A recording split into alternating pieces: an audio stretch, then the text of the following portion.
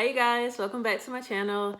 So I haven't been on for a while. A lot has changed in my life. A lot has happened recently.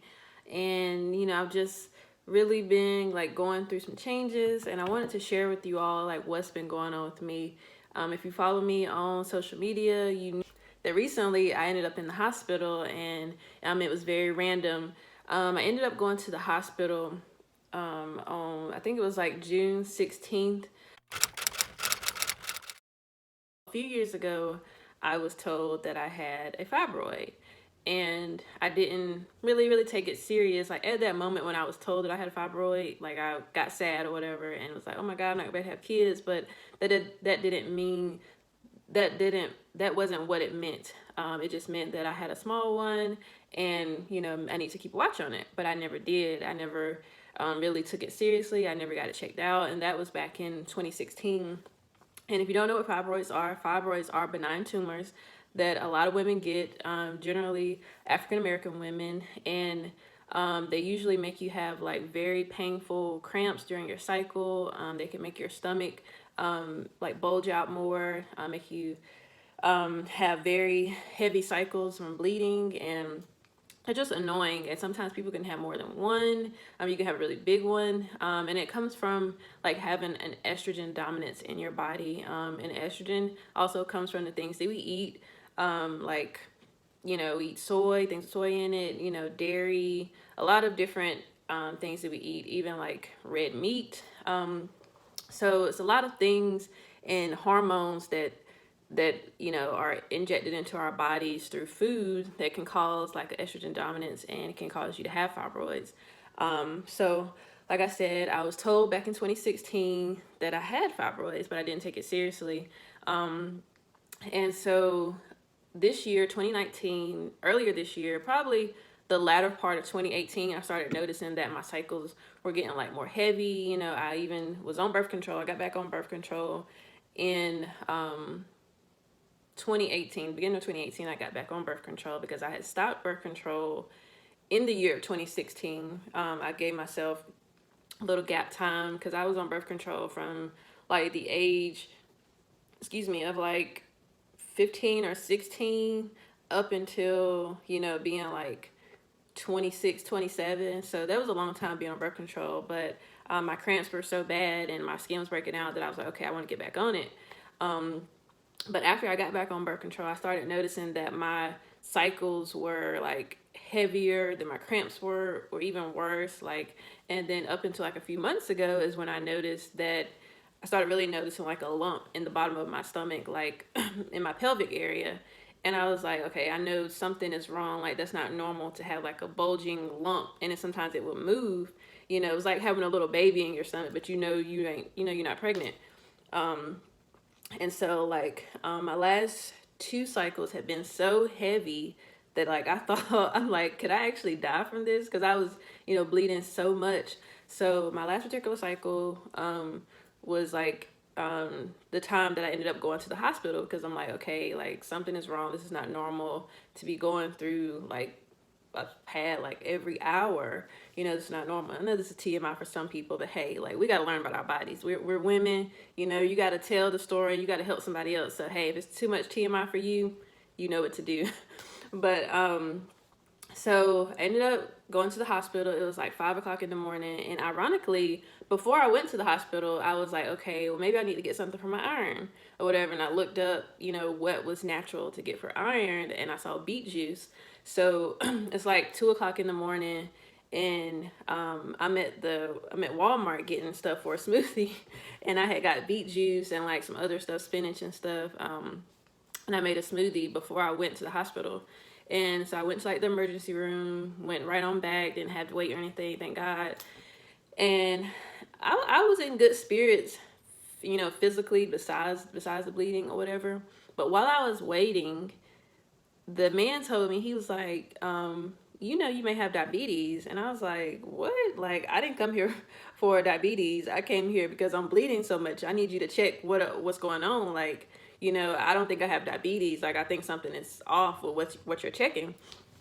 And so I was just like, telling my mom, because she wasn't up here, Handy was with me, thank God. And she was like, no, like, we're not going to believe that you have diabetes. Like, we bind that up right now in the name of Jesus. And I was like, yeah, like, I don't have diabetes. You know, my grandmother, on my mother's side has diabetes, and, you know, she struggled with that, you know, so it is in my family or whatever, but I still believe that I don't have diabetes. And so he was like telling me, well, your blood sugar is like 341. And that's like not normal at all. Like, your normal blood sugars, I think, are supposed to be between like between 80 and like 100, I think. Those are like normal for normal people that are not like pre-diabetic. But a goal range for someone who is pre-diabetic, I think, is like between like 100 and 120. I think I need to check that again. But basically, I was way out of range. And like they said, like, I wasn't showing any physical signs of my blood sugar being that high. Like, I was talking to them like I'm talking to you right now. And, you know, I didn't feel tired. I didn't feel like off balance with anything. And so I was like, okay, like, you know, you're telling me this. So I was at like the, you know, the emergency room that you go to, that's like the quick clinic or whatever. So basically, the bleeding did not stop. Like, so mind you, I went to the emergency room around like 5 a.m. So at like around 10 a.m. I'm still like bleeding like super heavily. So they was like, okay, well, we need to admit you to like the bigger hospital, the big Wake Med here in the Raleigh area. So ambulance came and got me, transported me to the bigger Wake Med. That was my first time like riding in an ambulance, like, you know, being transported or whatever. And mind you, I'm going through all this, and I'm on the ambulance talking to the lady, one of the EMTs, and just like having a good old conversation with her about furniture and about like home decor, like, you know. So I was in good spirits during that time. And so I get to Wake Med, the big hospital, and they're still checking me. You know, they started drawing blood. I do not like getting blood drawn. Like, I do not like getting needles pricked in me and stuff like that. So like, they're drawing blood and doing this test and doing that test or whatever. And during the time of the ride to the bigger hospital, the bleeding actually like had kind of stopped. And I was like, oh my God, like, it stopped. Like, this is ironic that now I gotta go to this big hospital because the bleeding didn't stop and now it stopped. Mind you, it didn't really stop. It actually started back. So from that, they ended up keeping me the rest of the night. I couldn't go home. And by that time also, I hadn't had any food since that smoothie that I had like around 2 a.m. the morning before. So by this time, like, it's now like 3-4 o'clock in the evening. I'm hungry, you know, but because they didn't know what they were going to do, and also because I was losing so much blood, they didn't know if they were going to do a blood transfusion, because my hemoglobin was, I think, at like 8 something. No, it was at 9.8, and if it got to 8, then I was gonna have to have a blood transfusion because I had lost so much blood. But luckily, I didn't get to that point. I didn't drop below what they figured that I would need a blood transfusion. I stayed level in that area, so thank God. Mind you, again, I'm still not cramping or anything. I'm not in any type of physical pain, but still heavy bleeding. So rewind back, when I was at the first hospital, they did an ultrasound, and they found that I did have a fibroid, and the fibroid is the size of a baby's head in my stomach. So they were like, wow, like, and this is like pressing right on my uterus. So that's what the heavy bleeding is coming from. That's what the painful cramps, you know, like cramps that I'm like, I can't go nowhere, I can't get out of bed type of cramps, you know, it's just like make you sick to your stomach. And that's what it's coming from. It had grown since 2016 and got so much bigger, where I could actually, like I said, feel it in the bottom of my stomach. Sometimes I could feel it move, especially like when my cycle would come on, you know, it would get like really hard, and I could feel it and stuff. But so they did ultrasound and found that. So like, fast forward to the, you know, I'm at the other hospital, the big Wake Med, and like I said, they're checking me, they're checking my blood sugar. I can't really have foods because they didn't know what they were gonna do. So they continue to say that I had diabetes, and, you know, I was just, at this point, I'm just like, okay, your doctors, your nurses, they're going to say what they have to say. They're going to tell me what they have to tell me because that's their job, and I understand that. Because of my faith, I believe that I was healed and that this was just a wake-up call for me to treat myself better, to treat my body better, to eat better, to live a better, healthier lifestyle, and maybe to help other people. So I was just like, okay, after a while, I just was going along with what they were saying, but I knew in my mind that I was healed. And so, like, they even gave me, like, some insulin shots to help my blood sugar regulate while I was in the hospital. Like, back to the bleeding, it didn't really stop. So the doctor came in and she explained to me the different options of, removing the fibroid. And it was options of doing a hysterectomy, which was a no-no because, hysterectomy, they're going to remove your whole uterus and you're not going to be able to have a child, and it's just a done deal for you having kids. And I don't have kids yet, and I do want kids. So that was a no-no. And then the next option was, like, they could go in and they could, like, have this little tool that would chomp away at the fibroid piece by piece, and it was like no cutting on you or anything. But the only thing with that was, for me, was that my fibroid was so big. It was so big, because I don't have it anymore. It was so big that it would be a long, invasive surgery for me, and that I could lose a lot of blood. So she didn't want to do that option. Another option was to put me on a shot called the Lupron shot, and I get it, and it lasts for 3 months, and it basically puts my body in a fake menopausal state. So I don't have a cycle, and my body's estrogen levels actually drop, and which helps the fibroid to shrink in size so that they can go in and do surgery once it shrinks. So I decided to go with the Lupron shot to shrink it. And also they gave me a dose of something, like, through IV to help the bleeding stop or whatever, like immediately stop, and it did. So the bleeding did stop for me. I did get the Lupron shot, and they also put me on a metformin pill that was supposed to help, like, regulate my blood sugar. So, okay, during that time of being in the hospital, my mom stayed with me, thank God, and she was there by my side, and I'm very thankful for her, and Handy, and my dad, and my grandmother, and Shala, all the people that were there with me, my other family members that were calling me. I'm thankful for all of you and all of your support.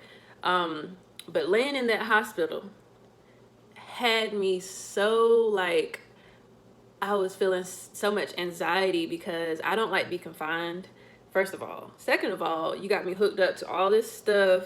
I can't really move. You got IV in my arm, and then they had to take the IV out because it was hurting me, and put it in my hand. Messing up, putting it in trying to find the right vein, and I'm just, like, frustrated.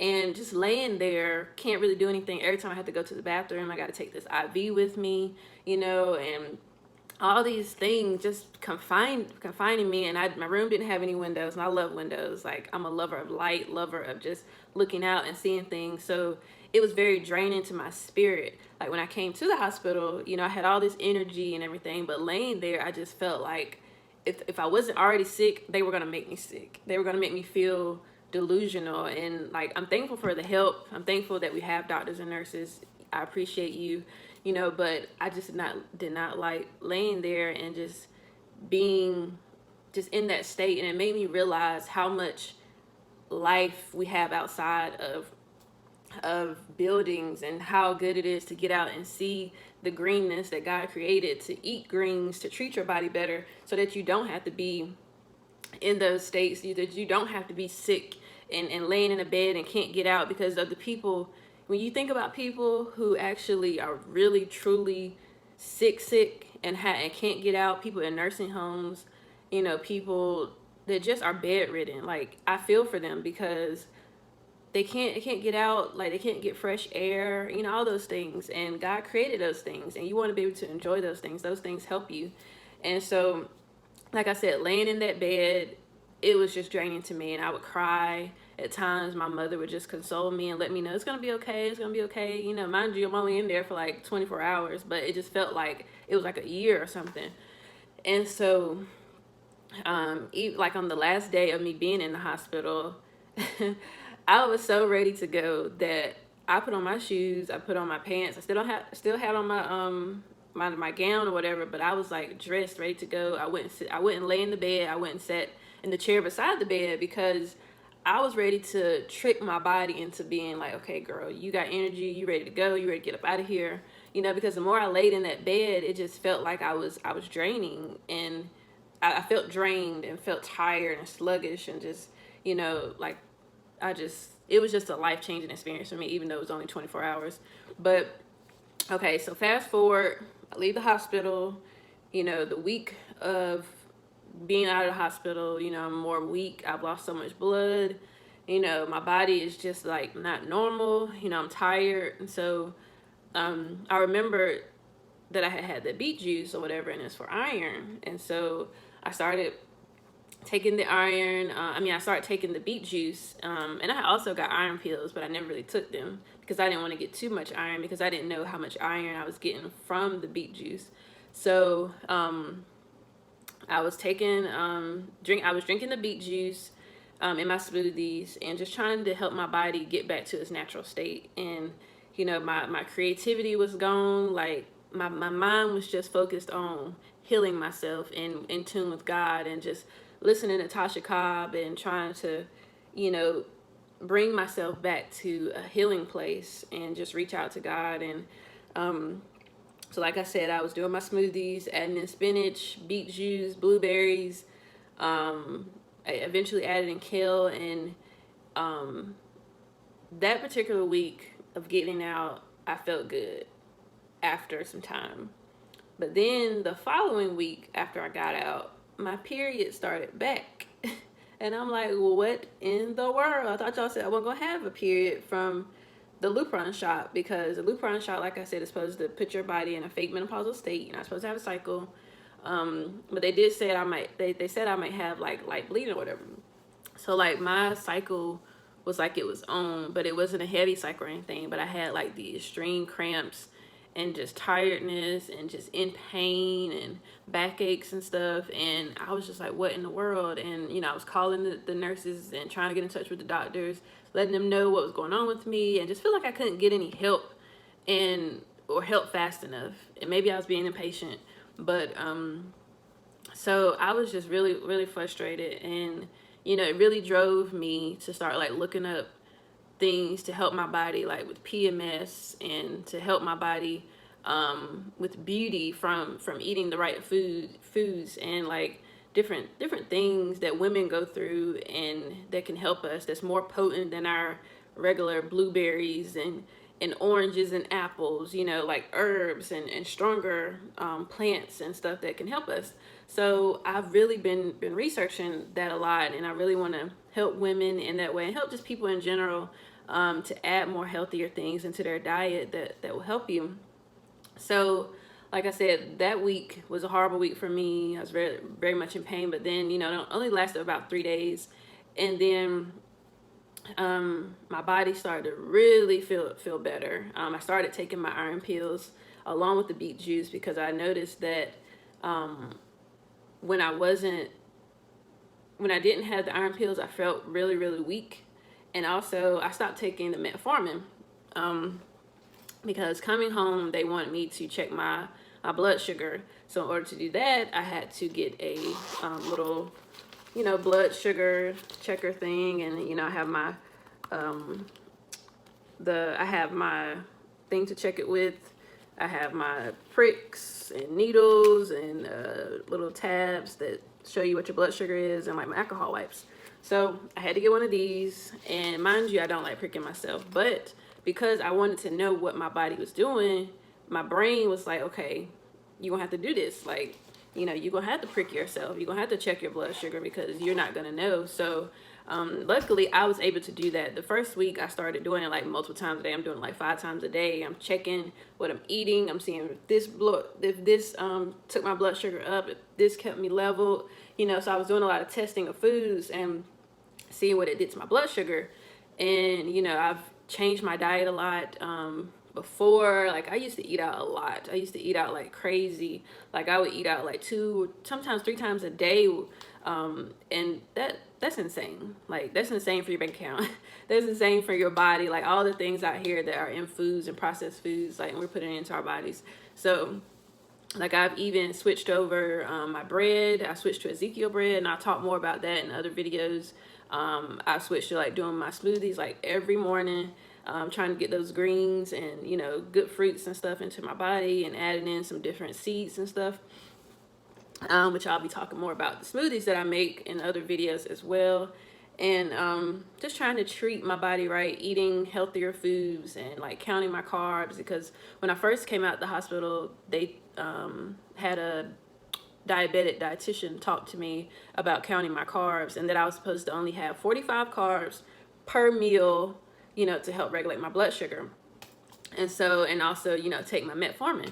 But like I said, I stopped taking the metformin, I think like a week or so after getting out of the hospital, because I mean, when you take metformin, it does mess with your stomach. Like you get stomach cramps and aches and stuff, and you know, it made me very like constipated, and I didn't like that feeling. I didn't like that a medicine is gonna hurt me for me to be better in a different area. So I didn't like that. But like I said, I started researching different foods and all kind of stuff that I can eat that'll help me regulate my blood sugar.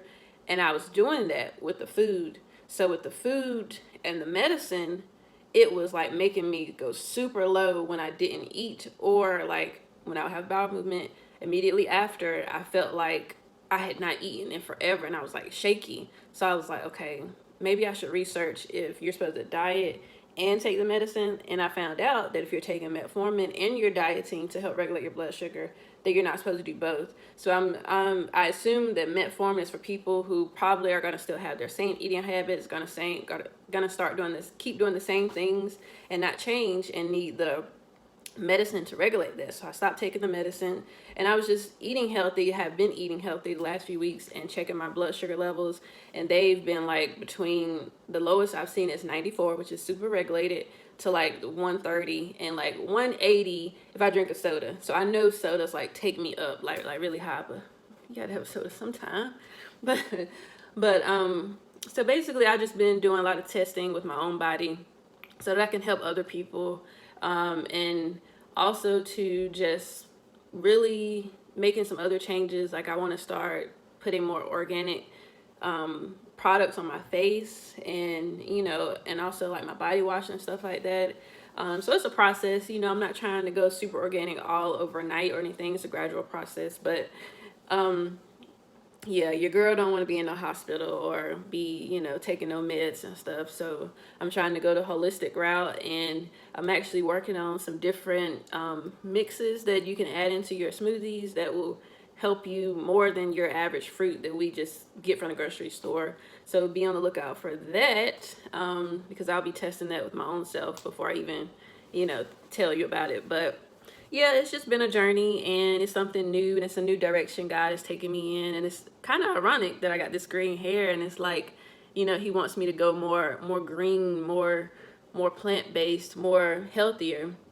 And I'm not saying that I'm going vegan, because, you know, yes, I don't see anything wrong with the vegan, but I'm not ready to make that step yet. And I think protein in the forms of meats are good. You know, it's unfortunate that, you know, a lot of the animals that we have now are getting, you know, produced with hormones and different things, and that's what's going into our bodies. But, you know, I think if you dig deep, you know, you can find healthy options for animals like grass-fed beef and different items. So, you know, God didn't say not eat, you know, animals, you know, certain animals. And there are certain animals he did say not to eat, and it's all in the Bible in Leviticus. But I've just been doing a lot of research on things, and just really letting God lead me in this journey, and not to take me down or to take me the opposite way, but to transform it and form it into something that, you know, like I said, helps other people. So, you know, it's a journey, but hey, we all go through journeys. And so thanks for watching. If you have any questions, comment in the comments below. If there's anything that I missed and you want me to talk about, so let me know, like what you're going through, like ailments or whatever that you're going through, and you know, how I can help, or maybe try to show something on here that may can help for what you're going through. Let me know. But thanks for watching, and don't forget to like and subscribe, and I'll see you next time. Bye.